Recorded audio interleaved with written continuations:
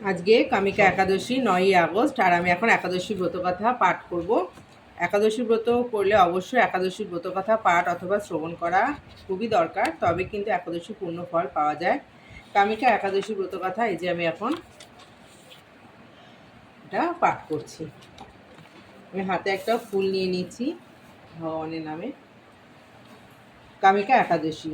শ্রাবণ কৃষ্ণপক্ষিয়া কামিকা একাদশীর কথা ব্রহ্ম বৈবর্ত পুরাণে যুধিষ্ঠির শ্রীকৃষ্ণ সংবাদে বলা হয়েছে। যুধিষ্ঠির মহারাজ শ্রীকৃষ্ণকে বললেন, হে গোবিন্দ, হে বাসুদেব, শ্রাবণ মাসে কৃষ্ণপক্ষের একাদশীর নাম এবং মাহাত্ম্য সব বিস্তারে আমার কাছে বর্ণনা করুন। তা শুনতে আমি অত্যন্ত কৌতূহলী। প্রত্যুত্তরে ভক্তবৎসল ভগবান শ্রীকৃষ্ণ বললেন, হে রাজন, পূর্বে দেবর্ষি নারদ প্রজাপতি ব্রহ্মাকে এই প্রশ্ন করলে তিনি যে উত্তর প্রদান করেছিলেন, আমি এখন সেই কথাই বলছি। আপনি মনোযোগ সহকারে তা শ্রবণ করুন। একসময় ব্রহ্মার কাছে ভক্তশ্রেষ্ঠ নারদ জিজ্ঞাসা করলেন, হে ভগবান, শ্রাবণ মাসে কৃষ্ণপক্ষে একাদশীর নাম কি? এর আরাধ্য দেবতা কে? সেই ব্রতের বিধি বা কি নিয়ম এবং এই ব্রতের ফলে কি পুণ্য লাভ হয় তা সব বিশেষ জানতে ইচ্ছা করি। আপনি কৃপা করে আমাকে তা জানালে আমার জীবন ধন্য হবে। শ্রী নারদের কথা শুনে ব্রহ্মা অত্যন্ত সন্তুষ্ট হলেন। তিনি বললেন, হে বৎস, জগৎ জীবের মঙ্গলের জন্য আমি তোমার প্রশ্নের যথাযথ উত্তর দিচ্ছি, তুমি তা শ্রবণ করো। শ্রাবণ মাসে কৃষ্ণপক্ষে একাদশী কামিকা নামে জগতে প্রসিদ্ধা। এই একাদশীর মাহাত্ম্য শ্রবণে বাজপেয় যজ্ঞের ফল লাভ হয়। ভগবান শ্রী হরির পূজা অর্চনা অপরিমিত পূর্ণ ফল প্রদান করে। গঙ্গা, গোদাবরী, কাশী, নৈমিষারণ্য, পুষ্কর ইত্যাদি তীর্থ দর্শনের সমস্ত ফল একমাত্র কৃষ্ণ পূজার মাধ্যমে কোটি গুণ লাভ করা যায়। সাগর ও অরণ্যযুক্ত পৃথিবী দানের ফল, দুগ্ধবতী গাভী দানের ফল অনায়াসে এই ব্রত পালনে লাভ হয়। যারা পাপ পুণ্য সাগরে নিমগ্ন, এই ব্রতই তাদের উদ্ধারের একমাত্র সহজ উপায়। এই রকম পবিত্র পাপনাশক শ্রেষ্ঠ ব্রত আর জগতে নেই।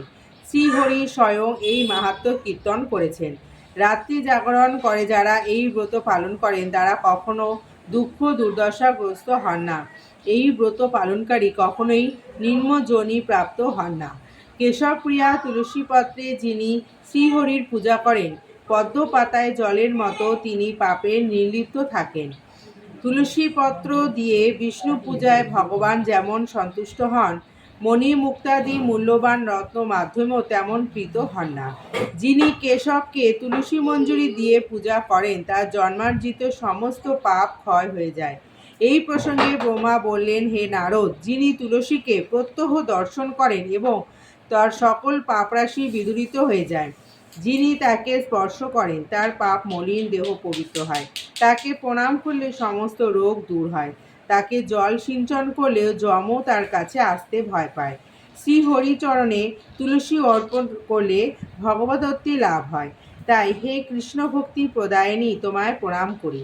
যে ব্যক্তি হরির বাসরে ভগবানের সামনে দীপ দান করেন, চিত্তগুপ্ত তার পূর্ণ সংখ্যা হিসাব করতে পারে না। তার পিতৃপুরুষেরাও পরম কীর্তি লাভ করেন। শ্রীকৃষ্ণ বললেন, হে রাজন, আমি আপনার কাছে সর্ব পাপ হারিণী কামিকা একাদশীর মাহাত্ম্য বর্ণনা করলাম। অতএব তিনি ব্রহ্ম হত্যা, ভ্রূণ হত্যা, পাপ বিনাশিনী, মহাপুণ্য ফলদায়ী এই ব্রত পালন করবেন ও এই মাহাত্ম্য শ্রদ্ধা সহকারে পাঠ অথবা শ্রবণ করবেন, তিনি সর্ব পাপ থেকে মুক্ত হয়ে বিষ্ণু লোকে গমন করবেন। হরি বল। অবশ্যই তোমরা একাদশীর মাহাত্ম্য কথা যারা শ্রবণ করেছো একটু শেয়ার করে দেবে, অবশ্যই কমেন্টে লিখবে রাধে রাধে।